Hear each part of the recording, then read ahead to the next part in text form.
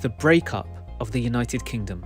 Self-deceptions are rooted in beliefs which at some point in the past we seriously entertained, as it was awareness of our faults and the pain that accompanied them that produced the deceptions in the first place. Thus, deep down it can be said that we all know the manner in which we deceive ourselves.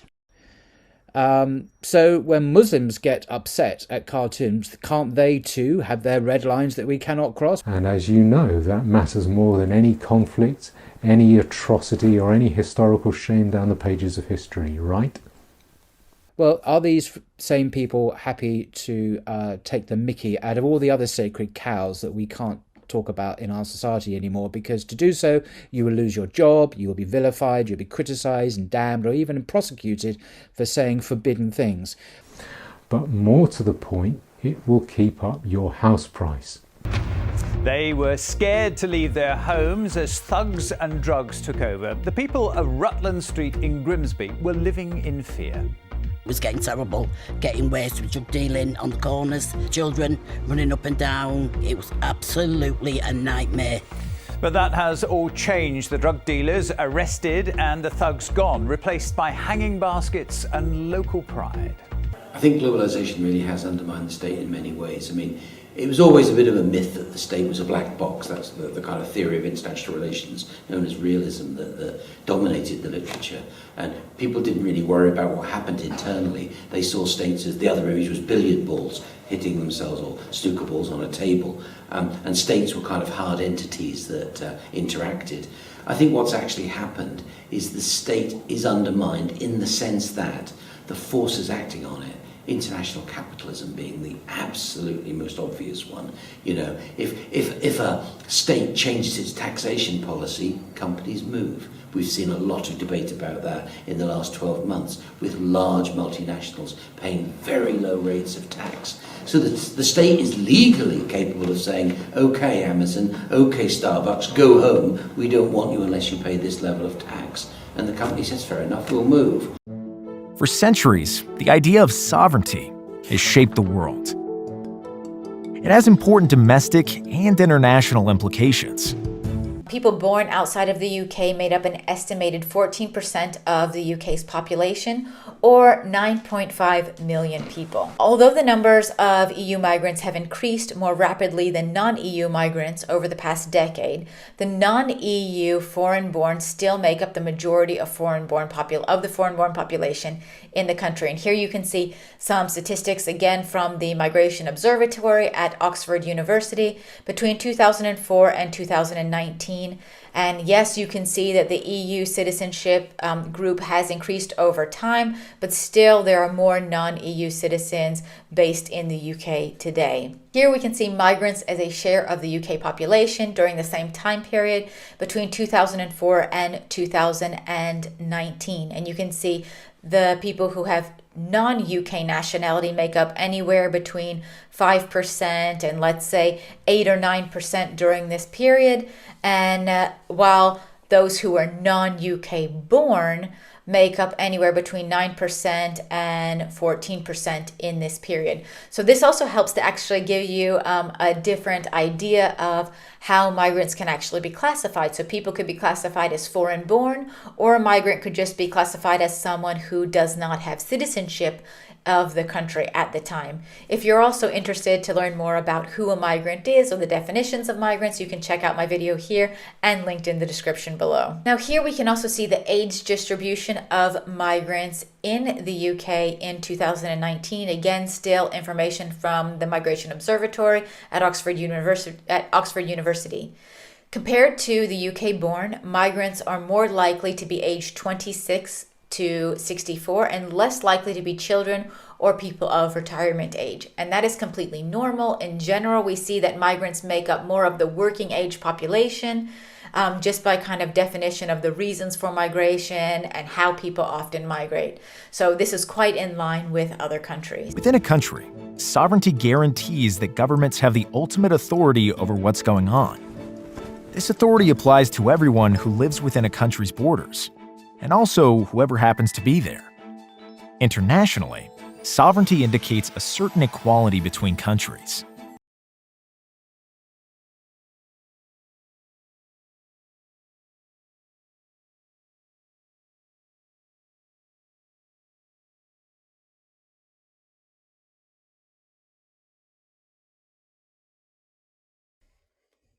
Yeah, exactly. Yeah, A nice day here. good stuff. Right, we'll just give it a couple of minutes outlining the key trends and the changes in the domestic and the international far right. And this year it shows how the past 12 months have led to an environment in which we're likely to see a return of far right activists back onto the streets, standing in elections and exploiting uncertainties created by economic hardship. What we found worryingly is that after years in the political wilderness, the crises we've collectively faced over the past 2 years have emboldened cynical far-right activists to exploit our fears and uncertainties and return to traditional methods of campaigning as well. So the report predicts that the growing unease in society could be exploited by far-right extremists. So the state hasn't got the levers to pull to control large areas of its activity. And so it's undermined in that kind of situation. On the other hand, it doesn't mean that people, the population, think, well, let's ask Amazon to deal with this. They focus on the state. So domestic political elections are still all about what the state is going to do. And therefore you get the paradox of transformation. So states are on the one hand less able to pull the levers, but are more required by their populations to solve the problems that these transnational, multinational forces face. No matter how big or rich a country might be, sovereignty requires it to respect other countries' borders and to avoid using military force to change them.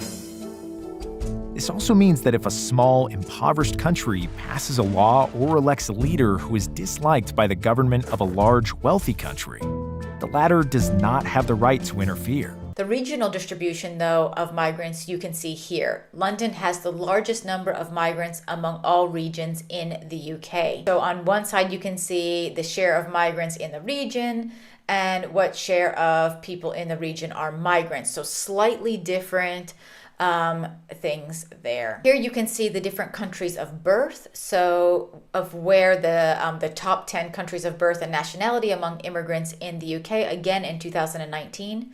India became the most common country of origin for migrants in the UK after a number of Poles left the UK. So you can see the difference here between country of birth and nationality in these two different graphs. So the important countries of birth are India, Poland, Pakistan, Romania, the Republic of Ireland, Germany, Bangladesh, South Africa, Italy, and China. Whereas if we look at nationalities, because of course many people that were born in India or some of the other countries have also gained UK citizenship, but by nationality, then we see Polish, Romanian, Indian, Ireland, Italy, Portugal, Pakistan, France, Lithuania, and Spain. I think when people are fleeing war, they shouldn't be made to jump through hoops and to get through lots of red tape to reach safety and to be reunited with their loved ones. The government schemes fall far short of what's needed. We need to waive all visa requirements. But the problem with that the Tory party will face, and also parts of the Labour Party and other parties will face, is that if you say waive visa requirements for Ukrainian refugees, then what about other refugees? And to that, I would say we should be doing the same for them as well. And in fact, I wrote recently with my friend Zoe Gardner, who works for the JCWI, that's the Joint Council for the Welfare of Immigrants, about why this was before Putin's invasion of Ukraine, but I think that in itself has highlighted the brutality of our border regime. We really need to be moving towards a system of global free movement. That's obviously not going to happen overnight. It's not going to happen unilaterally. It would need to work with sort of regional free movement zones, for example, a bit like the EU. But I think it's increasingly clear that that is what's needed. The latter does not have the right to interfere, although it can react as it sees fit, for example, with sanctions or criticism. There are limitations, though, to just how much a government can dictate what happens within its borders. For example, gross violations of human rights, genocide, and ethnic cleansing have come to be recognized by the governments of the world as unacceptable.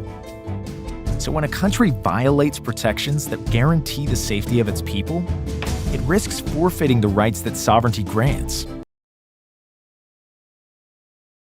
what is the future of Islamophobia in UK politics? You've touched on it already in the sense of the Conservative Party has not got to grip with its Islamophobia problem.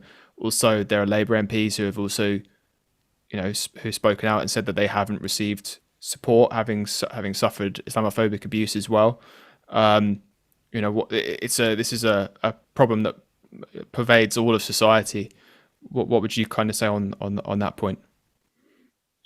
I think that the failure of the Conservative Party to tackle Islamophobia is disgraceful. It's shameful. It's not surprising given the record of the Tory Party, and I saw that kind of up close and ugly in a recent Westminster Hall debate on Islamophobia, where the minister opened her response to the debate talking about the terrorist who murdered Sir David Amess, and there were all sorts of other just shocking things that happened in that debate. But as you say, it's not a problem that's confined to the Conservative Party. It's a problem in all political parties and in wider society as well. So the Labour Party needs to publish the Ford report, and it needs to be serious about all forms of racism. And I'd also say that across different forms of racism, not enough is being done. We know that that's the case in the Tory Party, but we should hold ourselves to a higher standard in the Labour Party. And I think, for example, on anti-Semitism, there still needs to be a programme of political education that prevents anti-Semitism. And years later, after the first sort of set of complaints were made, that still hasn't happened. Like that promise of non-interference. This is the understanding between countries that has shaped and ordered the modern world. Things weren't always organized this way. Now that sounds very cozy, doesn't it? And that problem has to be faced up to. If you keep ignoring it, it will simply get worse until you can't ignore it any longer, and then you will have to face up to it. And things that can't go on forever don't. So that is the problem. That is the issue. That is what we're facing. But they've seen it now, and that's true. So, and the toilet of doom. Bye-bye.